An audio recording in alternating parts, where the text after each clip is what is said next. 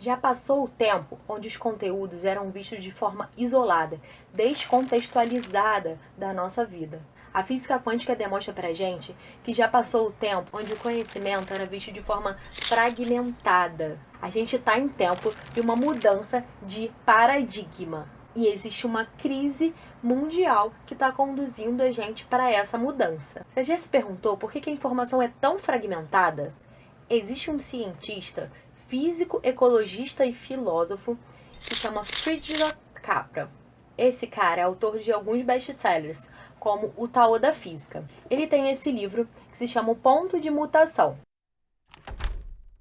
Nesse livro, ele demonstra pra gente, utilizando uma linguagem bem clara, mas com dados consistentes, que as ciências e, como consequência, todo o conhecimento e a forma como a gente lida com a informação são influenciadas, tem como base a física clássica, a física de Newton. E aí, o que Newton dizia? Ele dizia que o espaço e o tempo eram parâmetros absolutos. E toda a matéria é formada por partículas materiais, que eram objetos sólidos de tamanho muito pequeno e indestrutíveis. Então ele acreditava que a matéria era homogênea, porque tudo era composto por esses átomos, e os diferentes tipos de matéria eram dados por variações na densidade e no peso dessas partículas.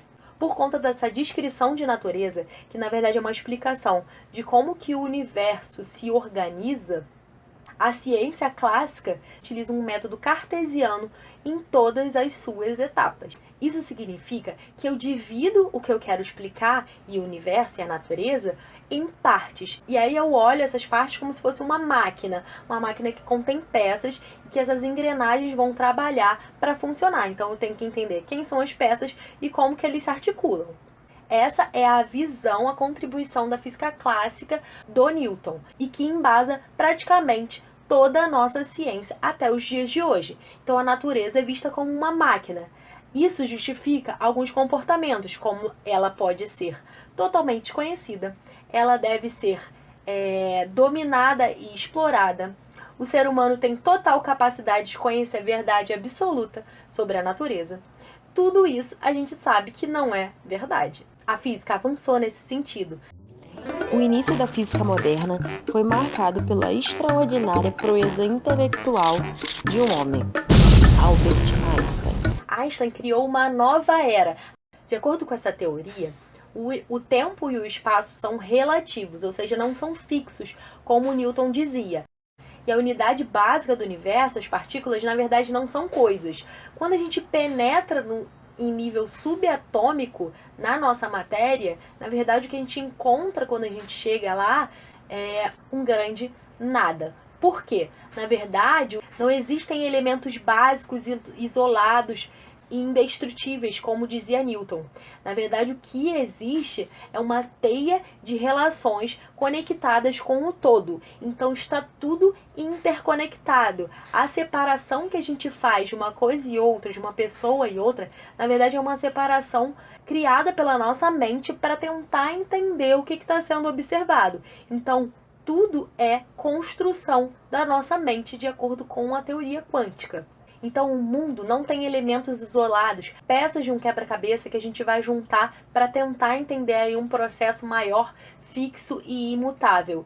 Na verdade, os elementos eles formam conexões. Então, na verdade, o todo é só energia fluindo, e aí no macro a gente enxerga como coisas separadas. Mas quando a gente vai lá no nível subatômico, a gente vê que apenas é energia se movimentando.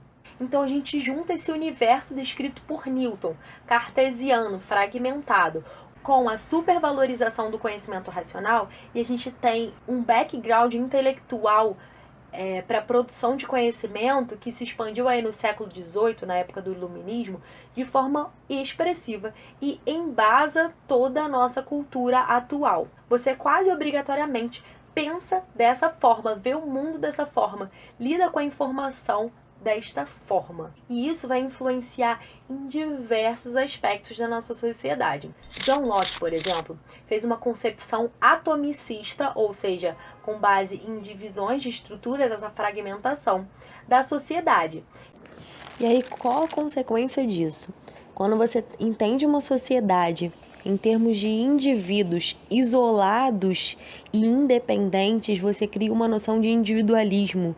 Você cria uma noção de separação, de independência de cada indivíduo que está compondo essa sociedade do todo, e não uma rede interconectada, o que embasou o pensamento moderno, econômico e político do neoliberalismo.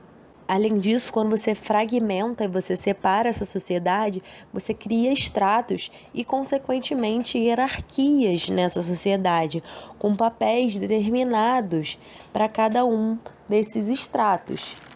Quando ele cria esse papel, ele impõe limites a esses personagens criados e dá margem para hierarquização de gênero, de raça, preconceito de todos os tipos, porque se ele determinou que a organização é aquela, você tem que cumprir aquele papel. E tudo que está fora disso está errado e é visto com preconceito. Além disso, justifica a supremacia das classes hegemônicas, dominantes ali naquela sociedade. Então, veja como um pensamento de Newton, que você via apenas como uma área da física, vai influenciar em toda a nossa sociedade, em toda a nossa cultura. Então, é uma sementinha que foi plantada e que deu muitos frutos. Outro ponto-chave para a gente entender a ciência, a informação e, como consequência, a sociedade, a nossa vida e o meu eu enquanto parte desse universo, que a gente já viu que está todo interconectado, é o trabalho do Descartes. A influência dele está relacionada com a desvalorização do conhecimento intuitivo e com a supervalorização da racionalidade. Então, na verdade, o conhecimento e a inteligência racional é vista como o único tipo aceitável de inteligência pela qual a ciência e, consequentemente, a informação vai se construir. Ele tem uma frase muito famosa: penso, logo existo. O que essa frase diz pra gente? Que, na verdade, a sua existência ela só se dá devido à atuação da sua mente, ignorando todo o resto do seu corpo como participante dessa sua existência. Então ele limita e ele dá margem para a valorização do conhecimento da mente, que é o conhecimento racional. Quando a gente pensa só nesse conhecimento, a gente está ignorando a capacidade de pensamento intuitivo do ser humano, que ajudou a gente a sobreviver e que é utilizada pelos outros seres vivos para sobreviver. Dessa forma, esse modo de pensar racional, ele é também muito fragmentado. Por ser fragmentado, ele é limitado. Então, a gente poderia estar aproveitando de forma melhor, utilizando esses dois tipos de conhecimento, esses dois tipos de inteligência associados, e não excluir um é melhor e outro pior. A gente vive um momento histórico onde a quantidade de conteúdo que a gente tem acesso, querendo ou não, é massiva. Então, é muita informação todos os dias. Isso pode deixar a gente confuso, mas também possibilita que a gente expanda a nossa consciência e saia dessa caixinha histórica clássica que a gente está inserido. A era da informação gera democratização do conhecimento, o que dá para você liberdade para acessar esse conhecimento, mas também dá responsabilidade sobre esse conhecimento. Então, o que a gente tem que aprender a fazer é navegar nesse mar de informação.